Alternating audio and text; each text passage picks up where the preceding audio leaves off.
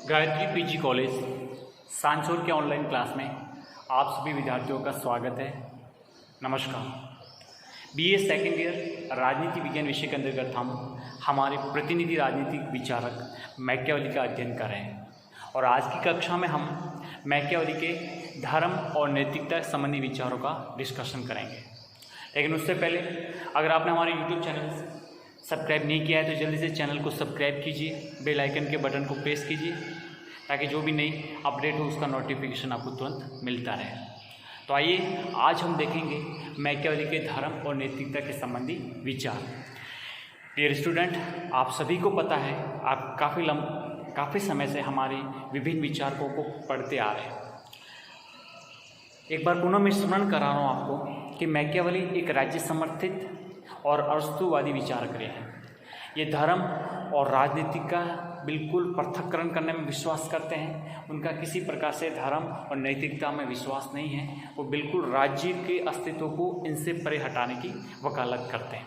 तो आपको समझना चाहिए कि मैकियावेली एक आधुनिक राजनीतिक चिंतन के प्रमुख प्रखर विद्वान और इन्हीं से एक प्रकार से राजनीति का धर्म अर्थात नीति से पीछा छुड़ाने की अलग सेपरेशन की वकालत करते हैं। तो आइए देखते हैं हम। सबसे पहले ये कहते हैं कि राजनीति को धर्म और नीति से बिल्कुल अलग रहना चाहिए, पृथक रहना चाहिए। इनका विश्वास था कि राज्य के द्वारा अपने को एकीकृत करने तथा शक्तिशाली बनाने के लिए आवश्यकता अनुसार सभी प्रकार के साधन अपनाए जाने चाहिए। स्पष्ट किया है इन्होंने। इनका विश्वास है कि राज्य को अपने आप को सक्षम और मजबूत शक्तिशाली बनाने के लिए हमेशा उसकी आवश्यकता के अनुसार कोई भी साधन अपनाना चाहिए। उसमें साधन साध्य पर किसी प्रकार का ये ध्यान नहीं देखना चाहिए कि किस प्रकार के उचित है और किस प्रकार के अनुचित है। मैकियावेली स्पष्ट करते हैं कि राज्य को अपने हितों की पूर्ति करने के लिए, राज्य को अपनी सुरक्षा शक्तिशाली बनने के लिए जो भी उसके द्वारा जैसे भी साधन अपनाए जाएं, चाहे उचित हो क्या अनुचित हो, वो बिल्कुल सब बिल्कुल वैलिड हैं। किसी प्रकार से उसको नकारा नहीं जा सकता। इसलिए कहते हैं कि राजा को राज्य की सुरक्षा की चिंता करनी चाहिए। साधन तो सदैव आदरणीय ही समझे जाएंगे और उनकी सामान्य रूप से प्रशंसा ही की जाएगी। कहने का तात्पर्य है कि राजा को हमेशा राज्य की चिंता करते रहना चाहिए। राजा ये बिल्कुल संतुष्ट नहीं हो कि नहीं अब मेरे राज्य पर किसी प्रकार का कोई खतरा नहीं है, किसी प्रकार की कोई भी आपदा विपदा नहीं है, कभी भी कुछ भी हो सकता है। इसलिए हमेशा राज्य की सुरक्षा, राज्य की ही चिंता करते रहनी चाहिए। अब उसके द्वारा जो भी साधन अपनाए जाएंगे वो हमेशा आदरणीय ही माने जाएंगे। अब ये कोई नहीं कहेगा कि ये ऐसे साधन क्यों अपनाए क्यों नहीं अपनाए। अगर उसके द्वारा कोई भी साधन अपनाने से राज्य बच गया तो हमेशा इतिहास में उसकी प्रशंसा होगी कि उस राजा ने अपने राज्य को बचा लिया। लेकिन अगर वो नैतिकता में और धर्म की आड़ में फंस गया तो अपने हाथों से राज्य को गंवा देगा। इसलिए उन्होंने कहा कि नहीं, हमेशा राज्य की चिंता करते हुए राजा को साधन तो उसके अनुसार जैसे भी हो बिल्कुल उसको अपनाकर राज्य की रक्षा करना उसका परम कर्तव्य होगा। ठीक है, यहाँ पर धर्म और नैतिकता की आड़ में उसको नहीं फंसना है। जो भी उसको रक्षा करने के लिए चाहे वैध हैं या अवैध हैं, जिस प्रकार के साधन अपनाना है राजा को बिल्कुल छूट देने की वकालत करते हैं मैकियावेली।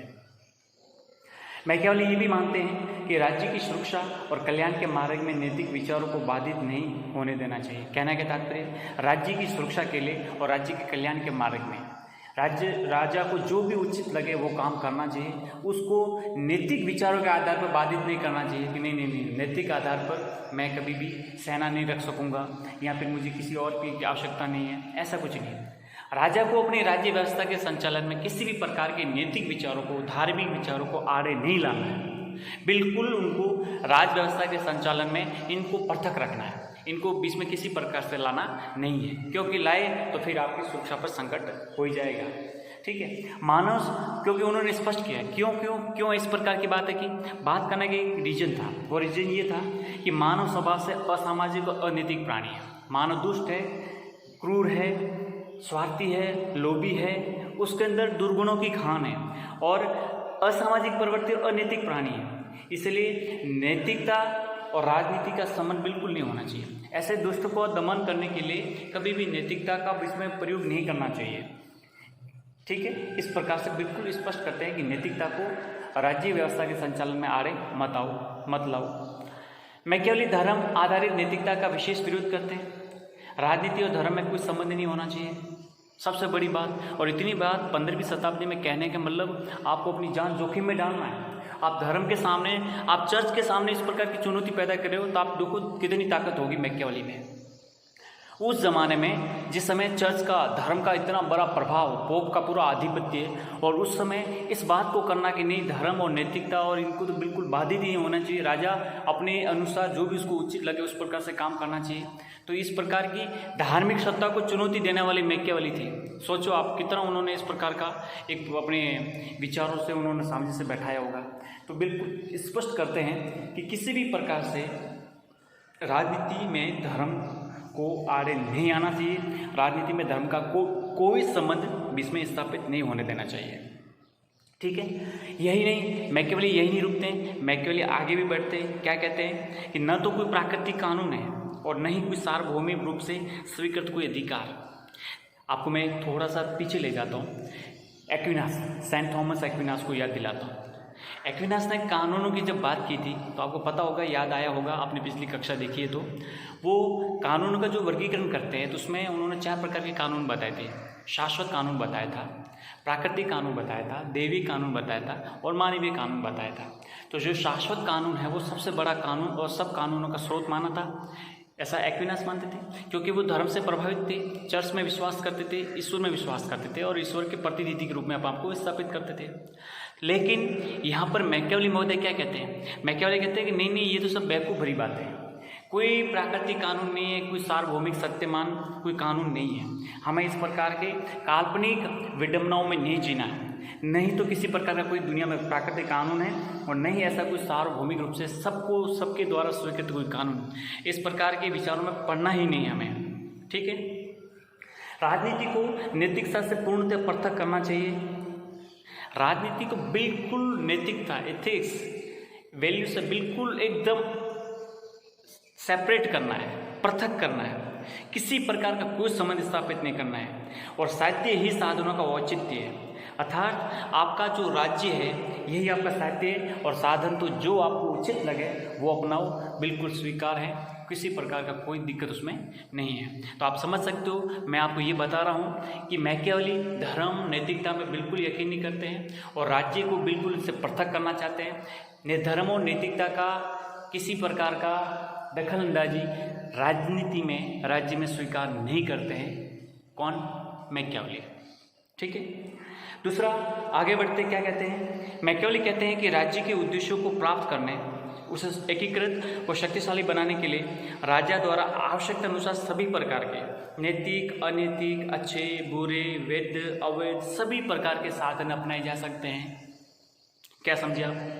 ये कहते हैं कि राज्य को अपने उद्देश्यों की प्राप्ति करने तथा अपने संपूर्ण राज्य को एकता बनाए रखने तथा राज्य को शक्तिशाली बनाए रखने के लिए राजा के द्वारा आवश्यकता अनुसार जैसी उसको उचित लगे, जैसे भी उनको मन लगे, चाहे नैतिक है कि अनैतिक है, अच्छा है या बुरा है, वैध है या अवैध है, जो भी साधन उसको अच्छा लगे उसको अपनाना ही चाहिए, किसी प्रकार की उस पर रोक टोक नहीं होनी चाहिए।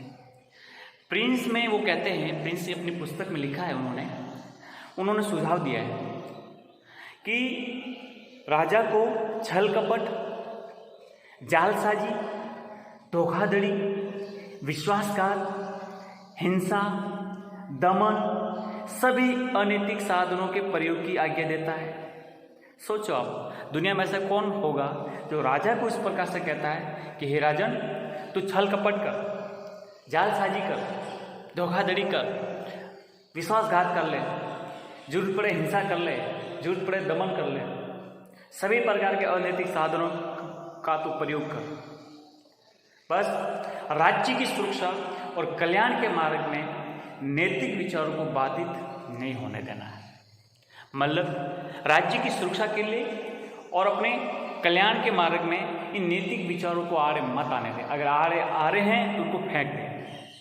बात समझ में आई? तो राजा को किस प्रकार से वो स्पष्ट करते हैं कि किसी प्रकार के साधन अपना, तेरा साध्य, तेरा राज्य बचना चाहिए। ठीक है, यही नहीं, राजा को और सुझाव देते हैं। क्या सुझाव देते हैं?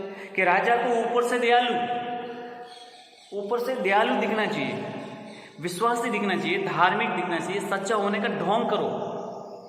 कहने के तात्पर्य डबल कैरेक्टर में जीना शुरू करो। ऊपर से दयालु बनो, विश्वासी बनो, लोगों के विश्वासपाती बनो, धार्मिक बनो और सच्चा होने का ढोंग करो। और आवश्यकता पड़ने पर निर्दयी हो जाओ, विश्वासघाती हो जाओ और धार्मिक बनने के लिए तत्पर रहने के लिए, मतलब अधार्मिक बनने के लिए तत्पर रहना चाहिए। ऐसा राजा को कहते हैं मैकियावेली। कहने के तात्पर्य ऊपर से कोई और अंदर से कुछ और। राजा को इस प्रकार का डबल चरित्र की बात करते हैं कि आपको ऊपर से दयालु दिखना चाहिए, विश्वासी बनना चाहिए, धार्मिक दिखना चाहिए और सच्चा दिखना चाहिए, ताकि जनता ये देखे कि नहीं राजा हमारा अच्छा है। लेकिन उसको आवश्यकता पड़ने पर निर्दयी बनना पड़े तो बन जाओ, विश्वासघाती बनना पड़े तो बन जाओ और धार्मिक बनना पड़े तो बन जाओ। हमेशा उसके लिए तत्पर रहना चाहिए। धोखा और ढोंग दोनों को जरूरी मानते हैं। किसको? धोखा और ढोंग यानी दिखावा, दोनों को जरूरी मानते हैं। छल कपट को जानने के लिए लोमड़ी बन जाओ और भेड़िए को डराने के लिए शेर बन जाओ। ये मैकियावेली कहते हैं राजा को। इस पर समझना कि छल कपट को जानने के लिए लोमड़ी मतलब चालाकी करो कि किस प्रकार से ये सब क्या हो रहा है, और भेड़िए को डराने के लिए शेर होना जरूरी है। ये दोनों प्रकार के लोमड़ी और शेर के दोनों गुणों को समावेश करने की बात करते हैं। ठीक है।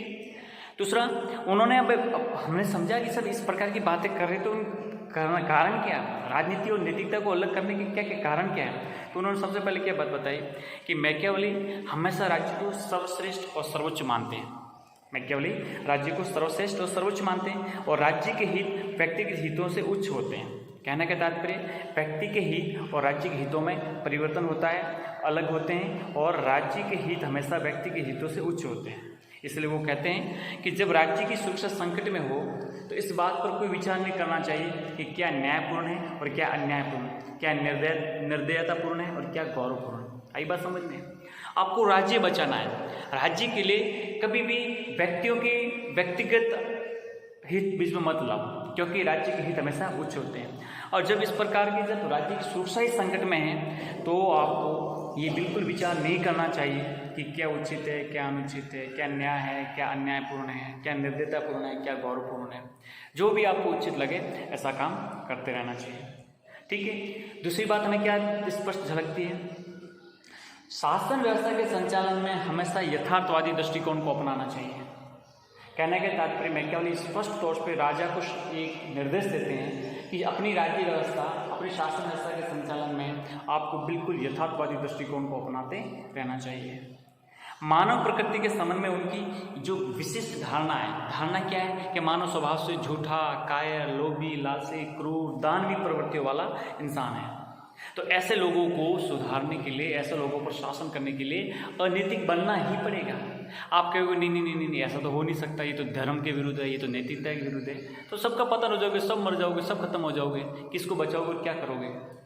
एक कहने का तात्पर्य दुष्टों को दमन करने के लिए दुष्ट जैसा व्यवहार करना पड़ेगा, तब जाके दुष्टता खत्म होगी, ऐसा इनका मानना था।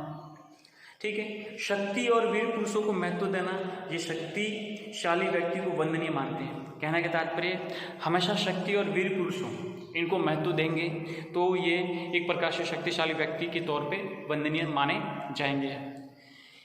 इस प्रकार से ये बात को स्पष्ट करते हैं। मैकियावेली राजनीतिक लक्ष्यों के लिए अनैतिकता का समर्थक होते हुए भी राजनीतिक क्षेत्र में धर्म की मामूली सी उपयोगिता को स्वीकार करते हैं। ये मानते हैं कि धर्म सभ्य जीवन का आधार है। राजा में ऐसे गुण होने चाहिए जो अच्छे मनुष्य के लक्षण माने जाते हैं। नैतिक और धार्मिक भावनाओं का आदर मैकियावेली वहीं तक करता है जहाँ तक वे राज्य की शक्ति और हित के महत्वपूर्ण साधन हैं। बात स्पष्ट बात आंशिक रूप से स्वीकार के तौर पर करते हैं। अतः निष्कर्ष के रूप से हम कह सकते हैं कि मैकियावेली राजनीति और नैतिकता का पृथक्करण कर शक्ति राजनीति की नींव रखता है, इसलिए शक्ति राजनीति का जनक भी कहा जाता है।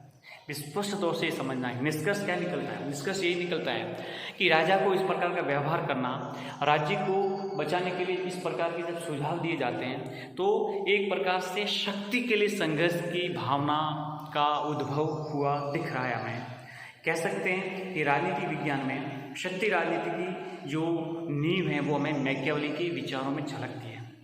इसलिए अगर हम मैकियावेली को शक्ति राजनीति का जनक भी कहें तो किसी प्रकार की अतिशयोक्ति नहीं है, बिल्कुल वाजिब है। एक ये। दूसरा निष्कर्ष क्या निकलता है, मैकियावेली धर्म और राजनीति का पृथक्करण एक धर्मनिरपेक्ष राज्य का समर्थन करते हैं। देखो, धर्म और राजनीति दोनों को पृथक करके बात जो करने की बात करते हैं, इसका मतलब क्या हुआ कि धर्म का किसी भी प्रकार से राजनीति में आविर्भाव नहीं है, अस्तित्व नहीं है, और राजनीतिक व्यवस्था संचालन में धर्म का कोई प्रभाव नहीं है। तो समझ सकते हो कि जब इस प्रकार का नहीं है तो वो कौन सा राज्य कहलाता है, धर्मनिरपेक्ष राज्य है। और आपको पता होगा कि दुनिया में आज जितनी भी राज्य हैं सब धर्मनिरपेक्षता की ओर बढ़ रहे हैं। तो समझ सकते हैं कि धर्मनिरपेक्ष राज्य की जो नींव डाली है वो आज के समय में सभी लोकतांत्रिक देशों के लिए एक महान प्रेरणादायी साबित हुई है। स्पष्ट हुआ। दूसरा, एक प्रकार से जो शक्ति राजनीति और धर्मनिरपेक्ष राज्यों की जो बात है वो आज के युग में बिल्कुल खरी खरी उतरती है। ठीक है, अब ये इनके विचारों से स्पष्ट झलकता है। फिर भी कुछ विचारक हैं जो इसके मैकियावेली के धर्म नैतिकता संबंधी विचारों पर आलोचना करते हैं। क्या क्या है, तो इसमें हमारे एक आलोचक हैं डॉक्टर मुर्रे। मुर्रे का कथन था कि मैकियावेली हैं वो स्पष्टदर्शी थे पर दूरदर्शी नहीं थे। कहने का मतलब हर एक दृष्टिकोण को उन्होंने स्पष्टीकरण जरूर दिया कि धर्म नैतिकता से परे रहना चाहिए, राज्य को बचाने के लिए करना चाहिए, मनुष्य ऐसा है, ऐसा के लिए ऐसा करना चाहिए, सब कुछ किया। स्पष्टदर्शी जरूर थे लेकिन दूरदर्शी नहीं थे। उन्होंने ये देखने का प्रयत्न नहीं किया कि उन्हें कैसी होनी चाहिए, और उन्होंने हमेशा उसे यथार्थ रूप में देखा। इस प्रकार से आलोचना की जाती है। मैकियावेली पर यह भी आरोप नहीं लगाना चाहिए कि उन्होंने राजनीति को धर्म से अलग करके उसे भ्रष्ट किया हो। राजनीति मैकियावेली से पहले से ही भ्रष्ट रूप में थी। इन्होंने तो केवल यथार्थ रूप में नग्न सत्य को बाहर लाया। अतः मैकियावेली का सिद्धांत न तो नैतिकतावादी है और न ही अनैतिकतावादी, वरन उससे परे है। ठीक है, डॉक्टर डनिंग भी यही कहते हैं कि मैकियावेली राजनीति में अनैतिक नहीं वरन धर्म और नैतिकता से उदासीन है।